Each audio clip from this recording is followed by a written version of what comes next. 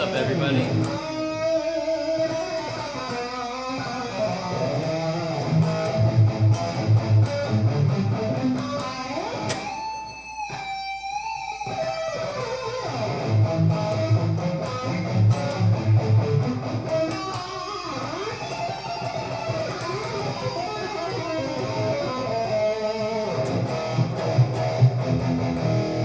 So I'm using my Temu. I'm sorry I'm not doing a lot of videos lately because I had said again I don't want to play that YouTube game.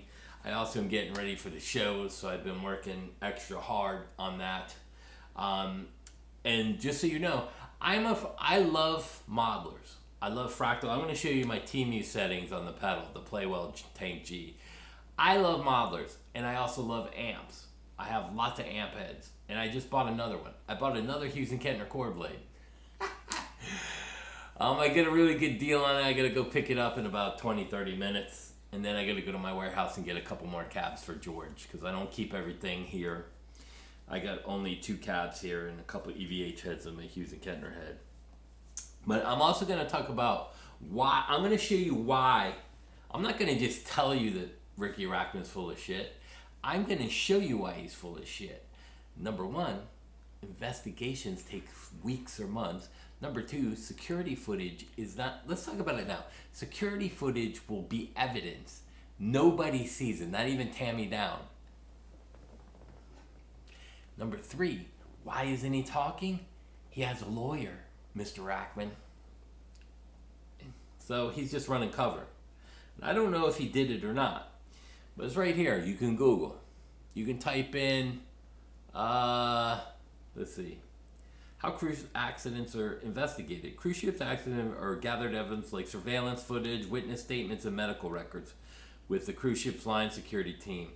Now these are accidents, but if an American passenger disappears or dies under suspicious circumstances, cruise ships must inform the FBI, which will investigate the matter further. Cruise ships should conduct their own investigations into passengers, though they might be skewed as the cruise ships are liable for the accidents.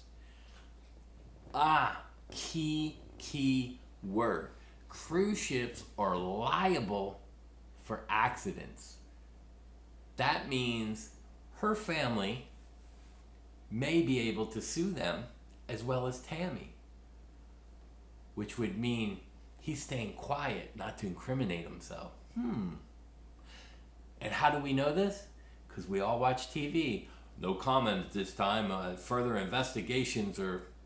We see it in Congress. We see it from our local people. So that's number one why I'm not saying there's no security footage. But let's take a look at security footage, right? Let's see. Here's Carnival Cruise Lines. Look under the dinkies. That's a walkway. If you look on this last row, you'll see way back over here, it doesn't look the same as the other rows. It's more black because that's a hallway onto the top ships. Whoops, there's another one. But let's go back to this picture. Now here's the thing. If you look at the rooms, they all have dividers in them, right? And those dinkies, by the way, are half covered. But if you look, the ship is pretty much like uniformed. It's got a rounded back and straight through. It's not tilted where people can look out their balconies and see other people. Why? It's designed for privacy.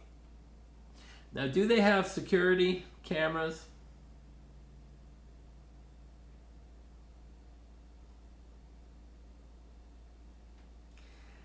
I see a couple, maybe. There would be a camera right here, going down the back. And you have to remember, a lot of the security cameras may be inside.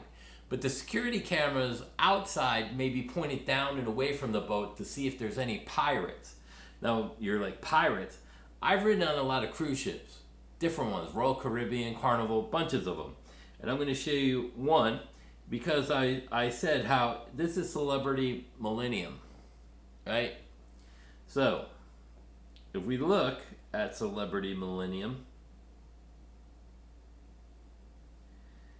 or here, let's look at another one. It'll say Holland American Line. they're registered not to the United States for safety reasons for international travel. Now I know that also they'll contact, it depends on which FBI or who wants to get involved in the investigation, hence why the cruise ships can be liable for a death and it might not be registered through America. So there's an international whole thing going on, and they got to figure out who's in charge of the investigation because it happened in international waters, from what I gathered. So here's the thing. I've heard no witness come forward saying, yeah, they were arguing and we heard loud screams from the room, right? And then you got to look at the other parts of it, even if they were arguing. He's about 5'6". Now you can't get his height, which means that he's a short guy, Taime down. And if you look at Riki Rackman, he's about 5'6", and they're about the same height. That means she's 5'6" with heels on, because she's about the same height or just a hair taller. So she might be 5'5", heels puts her at 5'7". Now, let's say security footage did get him, right? Here's your room with the partitions. Here's your petition. The boat's level. Are you gonna see hands from way back there? No, and cameras aren't pointed in every single room. Absolutely not. So, there's a couple things that can go on here in an investigation. So let's say she was pushed. Now, I'm not saying he did. Let's say for an instance, how are the police gonna investigate this? And this is what I was told by my father, because he works for the government, used to. If she went over the rail, her arms would have went backwards, and her belly would be up towards the sky going over the rail if she was pushed. The other way she could have been pushed is if she climbed over the rail and he pushed her over while she was on there. Maybe he was drunk. Who knows? Like, again, he's not completely sober. But you got to look at all the aspects. If she grabbed the rail and hopped over, because she's her height, maybe she hopped over the rail. But if they were fighting and she's drunk, we all know drunk people aren't quick and agile and fast to reflex. You're kind of clumsy. He could have grabbed her. Now, did he let her jump? I don't know.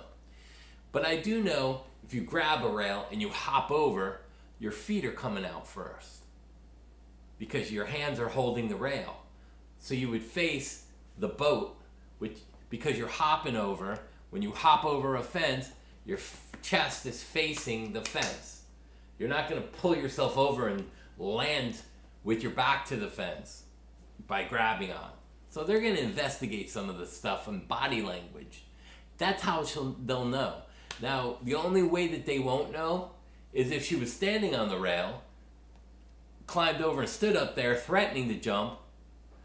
He let her climb that rail instead of grabbing her and forcing her back in the room. So either way, I think he's partially involved. That's my opinion. And if you look at a lot of the stuff coming forward that he's not talking and Riki Rackman's running cover, it all kind of makes sense. I don't think, and if he gets away with it, more power to him, but shame on you. You let somebody jump? Either way, you were a part of it. You're either an accomplice or you did it.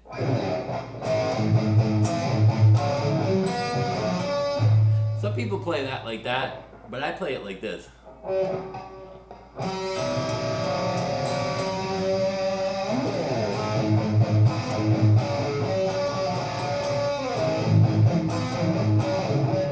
And then 5th fret, 4th string.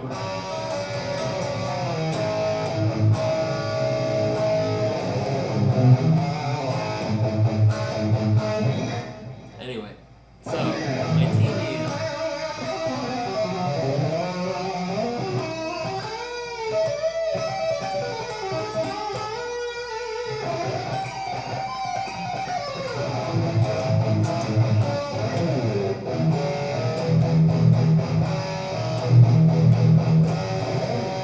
Sounds good.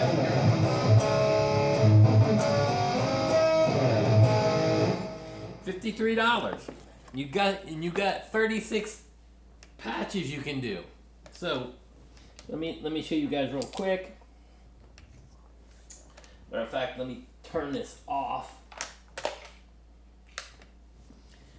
so that I don't do anything crazy. And I don't know if you can see the settings. So, can you see where my knobs are at? So, I'll go through it. So, going left to right from my pedal board, the master is just your master. You can control the volume of that. But the cab is the second from the last. So if you clicked it all the way right and went back, that's the cab. The reverb mix is about 10 o'clock with the reverb decay almost off, just a hair on.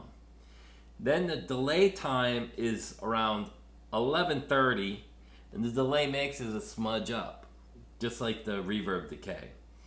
Now the mod on there is almost probably 8 o'clock on the mod speed. The mod effects is like almost all the way to the left. You looking at this. This is almost to the left, almost all the way down. It's just a hair on. And then my volume is at noon. The bass is at 3. The middle's at 3. The treble is probably about 4. The gain's all the way up. And the type of amp is, again, all the way to the right, back it up 1. So it's 2 from the back, and the noise gate is about 2 o'clock. And that's the patch you just heard and was in the other video. Now I'd have another one in here somewhere that I use for the White Lion stuff. It's more shaped towards Vito sound. It's a little more mid-range cut on it. But I carry this on a pedal board usually. So in case I use it as a backup. So usually what I will do is I'll bring my overdrive and plug that into here. And then on the out, you have to have the quarter into the other and then a quarter coming out. You can run a noise gate off of the output, or you can just run the quarter out. And I use a separate noise gate. When I do that, I take this noise gate and I run it down to around 9 o'clock. So I have a little noise gate on the front and a little bit noise gate on the back. That's one of the main things that I do. But I'm telling you, for $53, and again, I'm running in a EVZLX PA speaker. That's what it would sound like coming right out of the PA.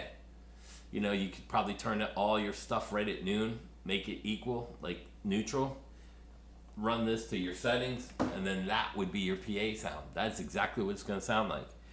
And to be honest, I could go anywhere and do a gig with this. And the best part about it is in, out, and it's on. And it's chargeable. Lasts for about 10 hours. I got mine off Temu for $53. You can buy these if you're afraid to buy Temu. You can get it for $75, $85. You know, you pay $30 more on eBay, but you might be a lot safer. I don't know. I haven't had a problem with Temu. It's my first purchase. That's why I've been scared. And I took a chance and bought it. I figured I'd close that credit card if something happened. But yeah, it's the best $53 I ever spent. Again, I got the shows coming up. This ain't gonna be a super long video. Yeah, and this is a great pedal. Even if you don't want to use that as a main thing, like if I bring my Fractal, I bring that as a backup. It's a quick plug-in.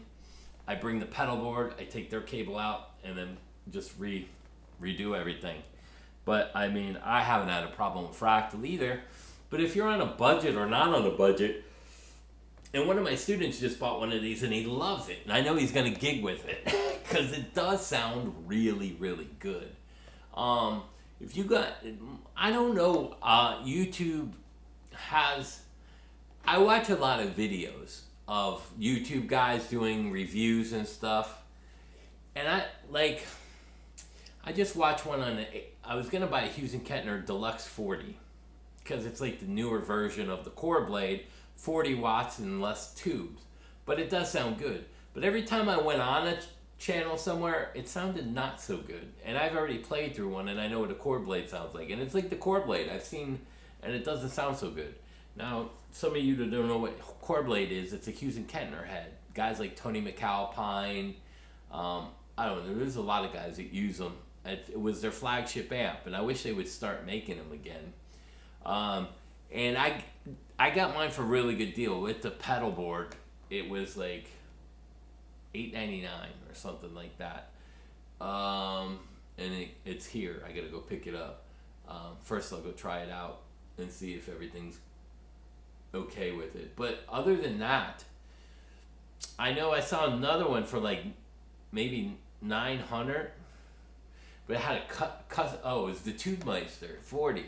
So if I don't like this and there's something wrong with it, the Tubemeister's $8.29, comes in a custom rack with a power conditioner, the pedal, and the Tubemeister for like $8.29, I think it was, which is another smaller head. You know, they're like the mini head's probably this big instead of the monster heads. That's the only downfall of heads, especially when you get. I'm in pretty good shape, but I'm pushing 60, and that's, you know, picking up those 80-pound heads or whatever they weigh, 70 something pounds. They're heavy. It becomes backbreaking, you know. So I still haven't decided at the shows that I'm gonna do with Vinny Appice. Do I bring my 412 cabinet and run my fractal into the EVH head, or do I bring just the fractal run into house?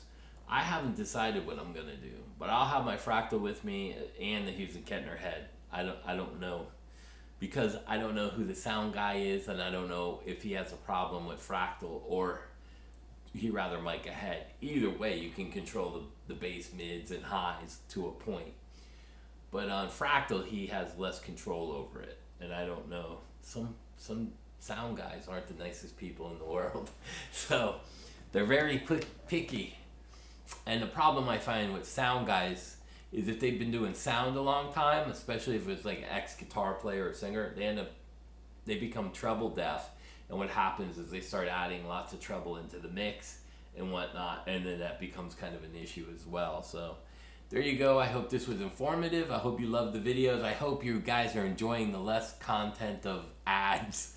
So there you go.